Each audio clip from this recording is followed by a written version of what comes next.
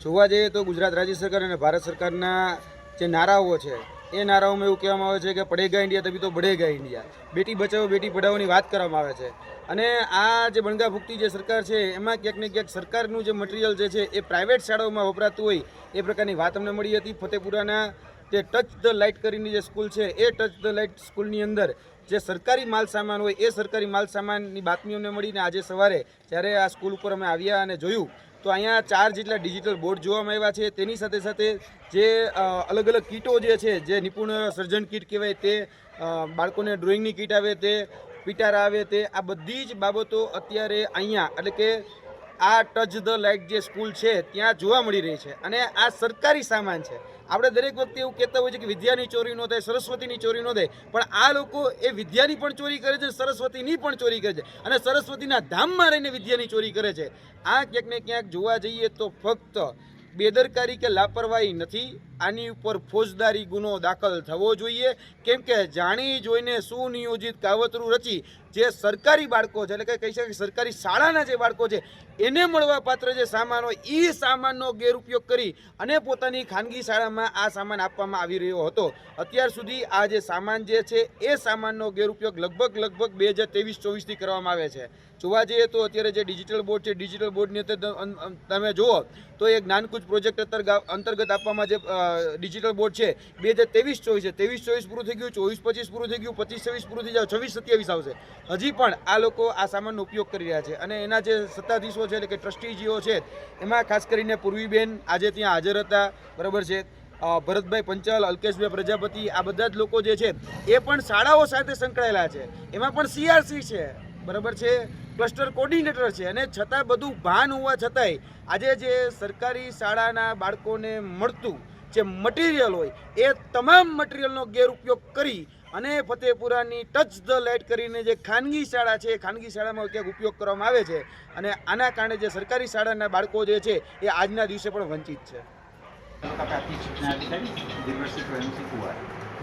આજરોજ touch the light school ખાતે સરકારી પ્રાથમિક શાળાનું સાહિત્યનો ઉપયોગ થતો હોય તે બાબતે માહિતી મળતા તત્કાલ આ શાળાની અંદર 5 કલાકની આસપાસ તપાસ અર્થે આવ્યા છે અને તે દરમિયાન અમને અહીં સરકારી શાળાનું સાહિત્ય સમગ્ર શિક્ષા અંતર્ગત ગત વર્ષનું 2024-25નું સાહિત્ય અમને જોવા મળેલ છે અને તે બાબતે વિગતે તેઓની સંખ્યા અને બધી માહિતી એકઠી કરી અને શાળા સામે શિક્ષાત્મક કાર્યવાહી કરવા, શાળા ત્યાં સાહિત્ય ક્યાંથી આવ્યું છે અને કઈ રીતે લાવ્યા છે અને બાળકોનો ઉપયોગમાં કરાવડાવ્યું છે કે એ બાબતે વિગતે અહેવાલમાં દર્શાવી અને વડી કચેરી જિલ્લા શિક્ષણ સમિતિ દાહોદને રિપોર્ટ કરવામાં આવશે। સાહિત્ય સિવાય બીજું કશું મળ્યું છે? પ્રાથમિક દ્રષ્ટિએ હમણાં અમને શાળાની અંદર સાહિત્ય છે અને સાથે સાથે સ્માર્ટ બોર્ડ પણ જોવા મળેલા છે। એ ક્યાંના છે એ બધું હવે તપાસની અંદર સંસ્થાના પાસેથી વિગતે પૂછપરછ કરતાં એમની પાસેથી અહેવાલ લઈશું અને એમાં તપાસના અહેવાલની અંદર એ બધું ખ્યાલ આવશે કે ક્યાંથી આવ્યું છે અને કોનું છે। સ્માર્ટ બોર્ડ સર અત્યારે ચાલુ હાલતમાં એટલે કે વપરાશ હાલતમાં હતા? આ સ્માર્ટ બોર્ડ આપણે અમે જોયા તો જે ચાલુ હાલતમાં જોવા મળેલા છે એટલે ઉપયોગ સ્કૂલ કરતી હતી? હા, સારા ઉપયોગ કરે। તમે આ જોઈ શકો છો કે નીચે બાળકો બેસી અને બહાર અભ્યાસ કરી રહ્યા છે। તો મારી સરકારને વિનંતી છે કે આજે દાહોદ જિલ્લો એક પછાત જિલ્લા તરીકે ભારત દેશની અંદર ઓળખાય છે, તો આજે અમારા આદિવાસી સમાજના છોકરાઓ, નાના નાના બાળકો, ઓબીસી સમાજના બાળકો, SC સમાજના બાળકોને આજે પૂરતું ભણતર મળતું નથી। તો અમારી સરકારને ખાસ વિનંતી છે કે જલ્દીથી જલ્દી આ ઓરડા બનાવી અને આ બાળકોને ન્યાય મળે ને અભ્યાસ મળે એવી સુવિધા કરવામાં આવે છે। અમે દાહોદ જિલ્લાના શિક્ષણ અધિકારીને પણ લેખિતમાં આપવાના છે, સરકાર દ્વારા પણ વિનંતી કરવાના છે કે અમને ક્યાંક ને ક્યાંક આ ગામને પછાત તરીકે રાખવામાં આવે છે, એમને શાળાઓ જોડે અન્યાય કરવામાં આવે છે। શિક્ષણ મંત્રી મોટા મોટા વાયદા કરે છે કે અમારા બાળકો ગુજરાત ભણશે, જાગશે ગુજરાત, પણ આજે અમારા આદિવાસી સમાજ હોય, ઓબીસી સમાજ હોય, SC સમાજના બાળકો નીચે બેસી અને અભ્યાસ કરી રહ્યા છે।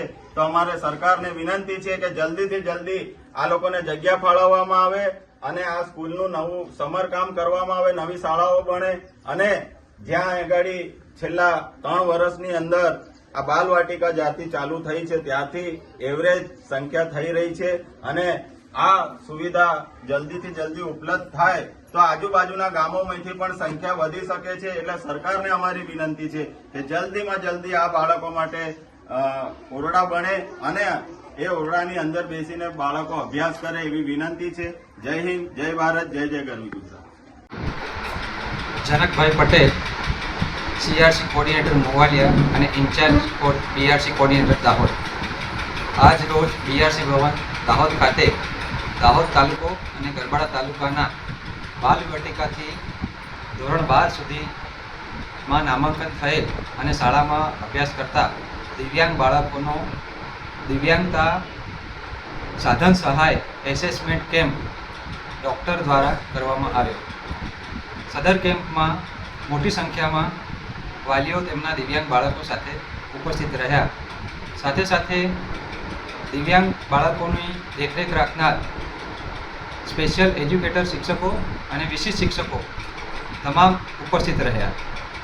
દાહોદ તાલુકાના અંદાજે 635 જેટલા દિવ્યાંગ બાળકો આ કેમ્પમાં હાજર રહેવાના છે અને તેમની દિવ્યાંગતાની ચકાસણીના આધારે તેમને વિવિધ પ્રકારના જે સાધનો કઈ પ્રકારના સાધનો એમને મળવાપાત્ર થાય છે તે સુનિશ્ચિત આજે કરવામાં આવશે અને ભવિષ્યમાં આ રીતનો જ કેમ્પ કરી અને તેમને સાધન સહાય આપવામાં આવશે. સાથે સાથે ગરબાડા તાલુકાના પણ 450 જેટલા દિવ્યાંગ બાળકો અંદાજે 450 જેટલા દિવ્યાંગ બાળકો હાજર રહ્યા છે અને તે બાળકોની દિવ્યાંગતાને આધારે કયું સાધન તેમને મળવાપાત્ર થવાનું છે તે આજે સુનિશ્ચિત કરી ડૉક્ટરની ટીમ આજે સુનિશ્ચિત કરી અને ભવિષ્યમાં આ રીતનો જ કેમ્પ આયોજન કરી તેમને સાધન સહાય ઉપલબ્ધ કરાવવામાં આવશે.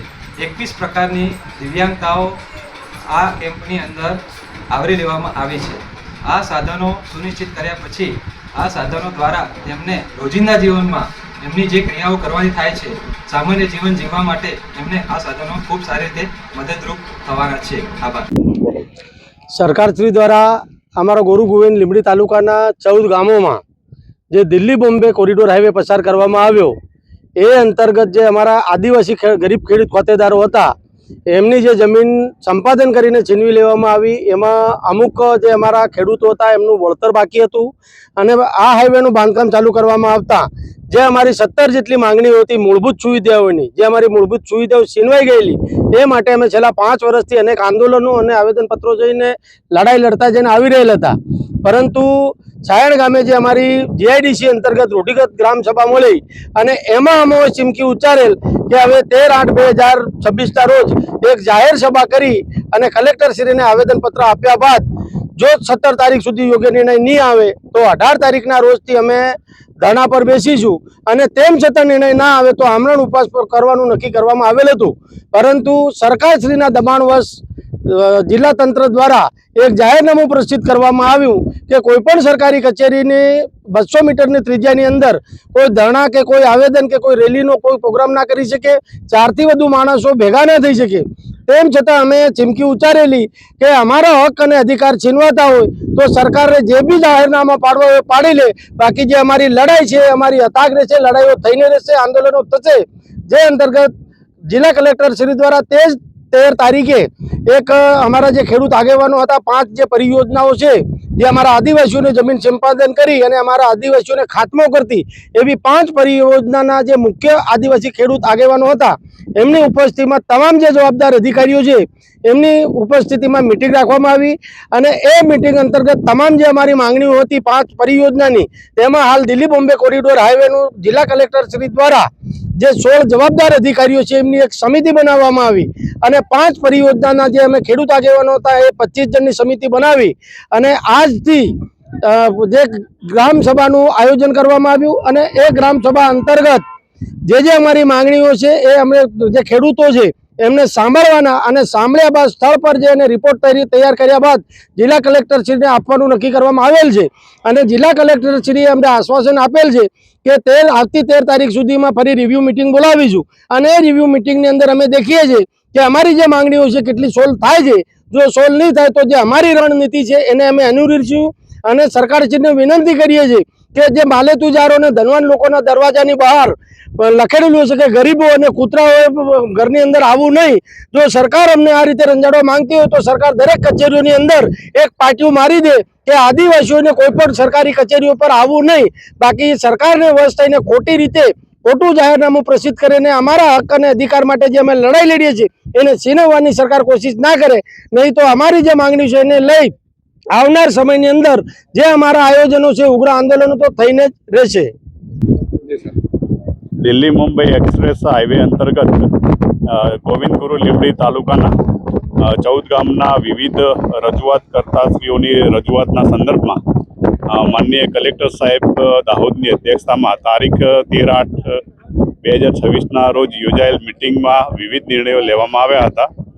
જે મુજબ એક જિલ્લા કક્ષાની સમિતિ બનાવી, જેમાં જિલ્લા કક્ષાના વહીવટી તંત્રના અધિકારીશ્રીઓ અને 14 ગામોના અલગ અલગ રજૂઆત કરતાશ્રીઓના 25 જેટલા પ્રતિનિધિઓ તથા માનનીય મંત્રીશ્રી, માનનીય સાંસદશ્રી અને માનનીય ધારાસભ્યશ્રી ચાલોદ એમને આમંત્રિત સભ્યો તરીકે રાખી અને એક જિલ્લા કક્ષાની સમિતિ બનાવવામાં આવી છે અને બીજી એક તાલુકા કક્ષાની પણ સમિતિ બનાવવામાં આવી છે. જે સમિતિ ગોવિંદ ગુરુ લીંબડી તાલુકાના 14 ગામોની મુલાકાત કરી, ગામ લોકો સાથે બેઠક કરી અને એમના જે પણ કઈ પ્રશ્નો રહી ગયા છે, જે પણ કઈ રજૂઆતો છે એ રજૂઆતોની લેખિતમાં નોંધ કરી અને સમગ્ર વહીવટીતંત્ર એક સાથે મળી અને એમની માગણીઓના સંદર્ભમાં આગળની કાર્યવાહી કરવા માટે તૈયારી કરી રહ્યું છે. આજે દિલ્હી મુંબઈ કોરિડોર અને જે સાયણ, કચલદરા, ચાળકા, કાલાપીપળ જેવા ગામોમાં પાણીના સુવિધા માટે, રોડના સુવિધા માટે, વીજળીના સુવિધા માટે અનેક સમસ્યા હતી. માન્ય કલેક્ટર સાહેબને આવેદનપત્ર આ વિસ્તારના આગેવાનો અને ખેડૂતો આપવાથી અનેક પ્રશ્નોની રજૂઆત ત્યાં થઈ હતી. આવેદનપત્રમાં પાણી માટે, રોડ માટે, રસ્તા માટે અને એવા વિકાસના કામ માટે ઊંડાણના ગામોમાં જે સાયણ, ચાળકી, કચલદરાવાળા લોકોએ આવેદનપત્ર આપ્યું, એના અનુસંધાને આજે માન્ય પ્રાંત સાહેબના અધ્યક્ષસ્થાને મામલતદાર સાહેબ, માન્ય વિકાસ અધિકારી, તમામ અધિકારીગણ સાથે મળીને આજે સાયણ મુકામે અને સાળકી મુકામે ગ્રામસભાનું આયોજન કરેલું હતું.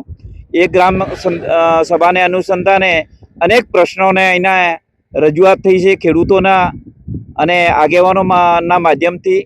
જે હાઈવે જાય છે એમના નજીકમાં સર્વિસ રોડની સુવિધા મળે, જ્યાં પ્રાથમિક શાળા જતું હોય ત્યાં ગામમાં આ બંને એક ગામમાં બંને જે ભાગમાં વેચાણ થયું છે રોડ, એના માટે જે બાળકોની સુવિધા માટે સર્વિસ રોડ મળે, ગરનાળા અને નાળા પણ એમને જે સાફ સફાઈ થાય, પાણી માટે નળની સુવિધા જે પાણી પુરવઠાવાળા લોકોએ કરી હતી. તો અનેક રજૂઆતે અહીંથી મળેલી છે કે કોઈ પણ ગામમાં એક પણ નળ ચાલતો નથી, એવી પણ રજૂઆત થઈ, એવું પણ ધ્યાન રાખ્યું છે.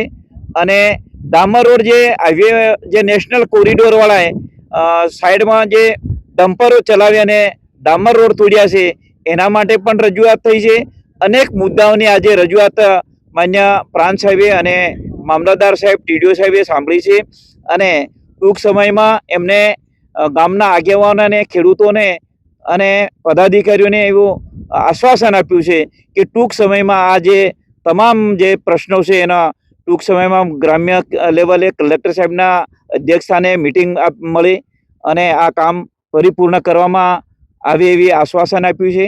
આવતીકાલે પણ ટાડાગોળા, મેરાખેડી બાજુ પણ જ્યાં જ્યાં કોરિડોર નીકળે છે ત્યાં ગ્રામસભા માન્ય પ્રાંત સાહેબ પણ કરવાના છે અને અનેક પ્રશ્નોને નિરાકરણ આવવાનું છે. આજરોજ કોરિડોરના પડતર પ્રશ્નોના અનુસંધાને ચાટકા અને ત્યારબાદ સાયણ પીએચસી પર પ્રાંત સાહેબ શ્રીની અધ્યક્ષસ્થાને મિટિંગ યોજવામાં આવી અને સાયણ કાળાપીપળમાં જે લોકોને પડતી મુશ્કેલીઓ એની રજૂઆત કરવામાં આવી, એ સાંભળવામાં આવી અને એની સ્થળ મુલાકાત આજરોજ લેવામાં આવી અને કોરિડોરના જે છે અધિકારીઓ એમને જાણ કરવામાં આવી છે અને આ કામ તાત્કાલિક પૂર્ણ કરી લોકોની સગવડ થાય એના માટે પ્રાંત સાહેબે તેમજ દરેક આગેવાનો ગામ લોકો મળી અને રજૂઆત કરવામાં આવી છે. આજ રોજ દાહોદ જિલ્લાના ઝાલોદ તાલુકાના લીલવા ઠાકોર ગામે ભારતીય જનતા પાર્ટી દ્વારા જે બનારસ વારાણસીથી સંત શિરોમણી શ્રી ગુરુ રવિદાસજીના કળશનું જે વિતરણ ગુજરાત પ્રદેશ અમદાવાદ ખાતેથી કરવામાં આવ્યું, ત્યાંથી જિલ્લા સ્તરે કરવામાં આવ્યું, જિલ્લા સ્તરથી મંડળ સ્તરે કરવામાં આવ્યું. મંડળથી દરેક ગામમાં કળશ યાત્રા નીકળે એના અનુસંધાને દરેક ગ્રામ પંચાયત વાઇઝ કળશનું વિતરણ કરી આજરોજ લીલવા ઠાકોર ગામે સંત શિરોમણી શ્રી રવિદાસની 650મી જયંતિ નિમિત્તે સમરસતા સંકલ્પ અભિયાન અંતર્ગત આજે કળશ યાત્રા લીલવા ઠાકોર ગામે કાઢવામાં આવી, જેમાં સંત રોહિદાસજીનો સમરસતા સમભાવ તેમજ સર્વ સમાજને સાથે લઈ ચાલનારા સંદેશની સાથે આ કળશ યાત્રાનું સમાપન કરવામાં આવ્યું. જય સંત શિરોમણી રવિદાસ મહારાજ કી જય. મારું નામ કટારા લાલાભાઈ જલાભાઈ મોટા નટવા ગામ છે. અમે છેલ્લા એસટી કર્મચારી ક્લાર્ક તરીકે વહીવટનો ઈસમ છું. અમે છેલ્લા 9 વર્ષથી આ વહીવટ સામે આ એસટીના પ્રશ્નો, એસટીના કામદારોને ખાલી 10% પેન્શન આપવામાં આવે છે. સરકારશ્રીને વારંવાર રજૂઆત કરવા છતાં સરકાર અમારો આ પ્રશ્ન સાંભળે અને આ પ્રશ્નનો નિરાકરણ કરે એવી અમારી ખાસ વિનંતી છે.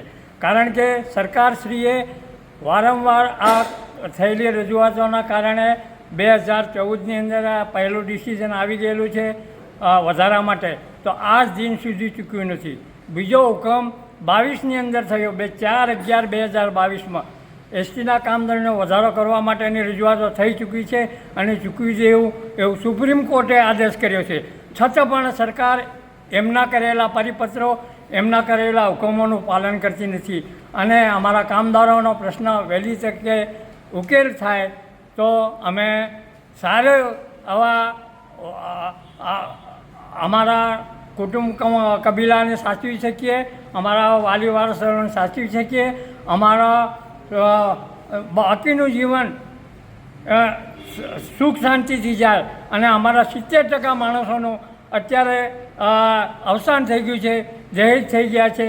પણ સરકાર હજી આ સરકારને અમારી ખાસ વિનંતી છે કે સરકાર અમારો પ્રશ્ન સાંભળે અને આનું નિરાકરણ કરે એવી અમે વિનંતી કરીએ છીએ. વિનયચંદ્ર એમ સાધુ, ગુજરાત મજૂર યુનિયન સામાન્ય મંત્રી.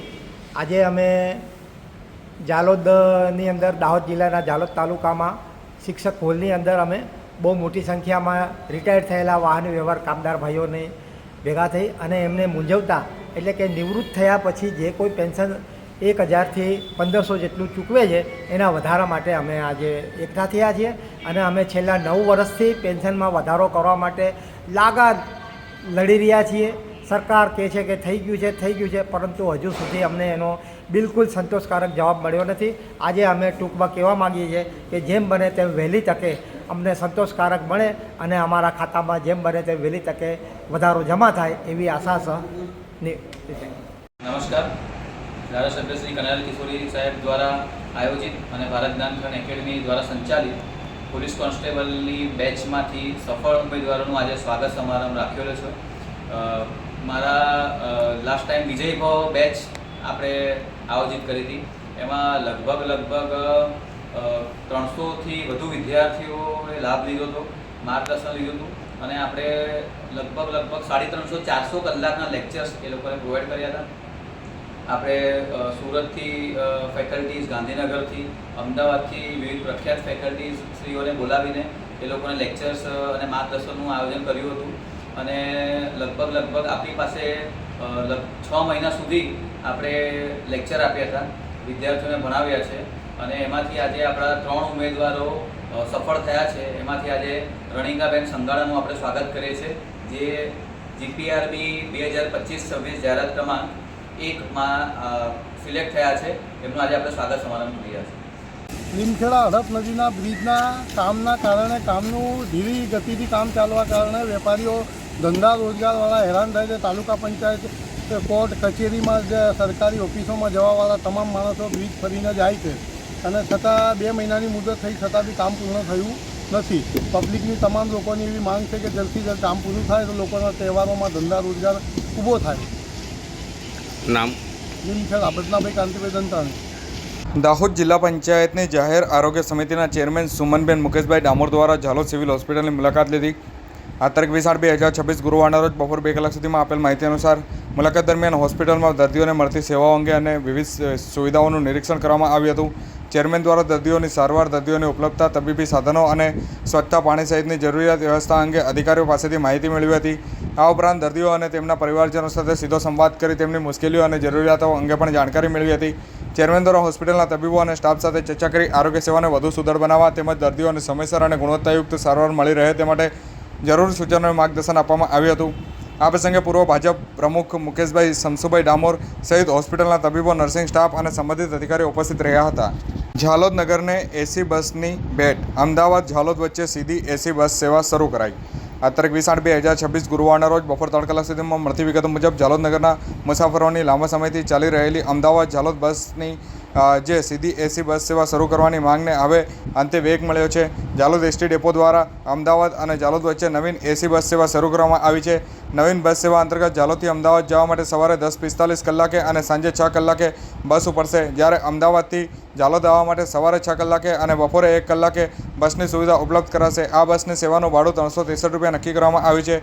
નવીન એસી બસ સેવાનો પ્રારંભ પ્રસંગે Jhalod ST depot manager Nilesh Muniya તથા ઝાલોદ સરકારી એસટી સલાહકાર સમિતિના સભ્ય ભરત શ્રીમાળી સહિતના આગેવાનોની ઉપસ્થિતિમાં લીલી ઝંડી આપી બસ સેવાનો પ્રારંભ કરાયો હતો. અમદાવાદ સાથે સીધી એસી બસ કનેક્ટિવિટી શરૂ થતાં વિદ્યાર્થીઓ, નોકરી ધંધા માટે જવા અમદાવાદ જતા લોકો, વેપારીઓ તેમજ અન્ય મુસાફરોને લાંબા મુસાફરી દરમિયાન વધુ આરામદાયક અને સુવિધાયુક્ત મુસાફરીનો લાભ મળશે. લાંબા સમયથી ચાલી રહેલી માંગ પૂર્ણ થતાં ઝાલોદના મુસાફરોમાં ખુશીની લાગણી જોવા મળી રહી છે. નાગરિકો દ્વારા નવીન બસ સેવાઓનો વધુમાં વધુ લાભ લેવા અપીલ કરાઈ છે. ત્યારે ઝાલોદ એસટી ડેપોને ભવિષ્યમાં વધુ એસી બસ સેવા મળે અને અન્ય શહેરો સાથે પણ વધુ સારી બસ કનેક્ટિવિટી વિકસે તેવી આશા પણ વ્યક્ત કરાઈ છે. મીરાખેડી સામૂહિક આરોગ્ય કેન્દ્રની આમ આદમી પાર્ટીના નેતા અનિલ ગરાસિયા દ્વારા ઓચિંતી મુલાકાત કરાઈ. આ તારીખ 20/8/2026 ગુરુવારના રોજ બપોરે 1:30 સુધીમાં આપેલ માહિતી અનુસાર ગોવિંદગુરુ લીંબડી તાલુકાના મીરાખેડી ખાતે આવેલા સામૂહિક આરોગ્ય કેન્દ્રની આમ આદમી પાર્ટીના નેતા અનિલભાઈ ગરાસિયા દ્વારા ઓચિંતી મુલાકાત લેવામાં આવી હતી. મુલાકાત દરમિયાન અનિલ ગરાસિયાએ આરોગ્ય કેન્દ્રમાં વિવિધ વોર્ડનું પ્રત્યક્ષ નિરીક્ષણ કર્યું હતું. હોસ્પિટલમાં દર્દીઓને આપવામાં આવતી આરોગ્ય સેવાઓ તેમજ ઉપલબ્ધ સુવિધાઓ અંગે પણ માહિતી મેળવી હતી. આ ઉપરાંત હોસ્પિટલના સ્ટાફ સાથે ચર્ચા કરી તેમને પડતી મુશ્કેલીઓ અને કામગીરી દરમિયાન આવતી સમસ્યાઓ અંગે જાણકારી મેળવી હતી. હોસ્પિટલમાં સારવાર માટે આવતા દર્દીઓને જરૂરી તમામ સુવિધાઓ મળી રહે છે કે નહીં તે માટેની પણ તપાસ કરાઈ હતી. ડૉક્ટર પલક ડામોર પાસેથી દર્દીઓ માટેની દવાઓ અને જરૂરી બોટલોની ઉપલબ્ધતા અંગે માહિતી લેવામાં આવી હતી. સાથે જ વિવિધ પ્રકારના ટેસ્ટ માટે જરૂરી સાધનો, ઇન્સ્ટ્રુમેન્ટ અને હોસ્પિટલમાં પૂરતો સ્ટાફ ઉપલબ્ધ છે કે નહીં તે અંગે પણ જાણકારી મેળવવામાં આવી હતી. હોસ્પિટલ સાથે 108 ઇમરજન્સી સેવા અંગેના સંકલન અને દર્દીઓને સમયસર ઇમરજન્સી સારવાર મળી રહે તે અંગે પણ ચર્ચા કરવામાં આવી હતી. મુલાકાત દરમિયાન કોન્ટ્રાક્ટ અને ફિક્સ પગારના આધારે ફરજ બજાવતા કર્મચારીઓના પ્રશ્ન અંગે પણ ચર્ચા કરાઈ હતી અને આવા કર્મચારીઓના પ્રશ્નો અને તેમની મુશ્કેલીઓ અંગે સરકાર સમક્ષ આગળ રજૂઆત કરવામાં આવશે તેવું અનિલભાઈ ગરાસિયાએ જણાવ્યું હતું. આમ આદમી પાર્ટીના નેતાઓ દ્વારા મીરાખેડી સામૂહિક આરોગ્ય કેન્દ્રની ઓચિંતી મુલાકાત લઈ આરોગ્ય સેવાઓ, દવાઓ, તબીબી સાધનો, સ્ટાફ અને ઇમરજન્સી સુવિધાઓ અંગે માહિતી મેળવવાની કામગીરી કરવામાં આવી હતી. દાહોદ પ્રાયોજના વહીવટદાર દ્વારા ધાનપુરની EMRS લુખાડિયા શાળાની મુલાકાત કરી. આ તારીખ 20/8/2026 ગુરુવારના રોજ બપોર 2:30 સુધીમાં આપેલ માહિતી અનુસાર દાહોદ પ્રાયોજના વહીવટદાર દ્વારા ધાનપુર તાલુકાના લુખડિયા ખાતે આવેલી એકલવ્ય મોડલ રેઝિડેન્શિયલ સ્કૂલની મુલાકાત લેવામાં આવી હતી. મુલાકાત દરમિયાન શાળાના library room, computer lab, hostel building, ભોજનાલય તેમજ વિવિધ વર્ગખંડનું નિરીક્ષણ કરવામાં આવ્યું હતું. શાળામાં વિદ્યાર્થીઓને ઉપલબ્ધ કરાવવામાં આવતી શૈક્ષણિક અને રહેણાંક સુવિધાઓ અંગે માહિતી મેળવવામાં આવી હતી. સાથે શાળાની વિવિધ વ્યવસ્થાઓનું નિરીક્ષણ કરી જરૂરી સૂચનો અને માર્ગદર્શન પણ આપવામાં આવ્યું હતું. પ્રાયોજના વહીવટદારની મુલાકાત દરમિયાન શાળામાં વિદ્યાર્થીઓને ગુણવત્તાયુક્ત શિક્ષણ અને યોગ્ય સુવિધાઓ મળી રહે છે તે અંગે જરૂરી બાબતો પર સમીક્ષા કામગીરી કરવામાં આવી હતી.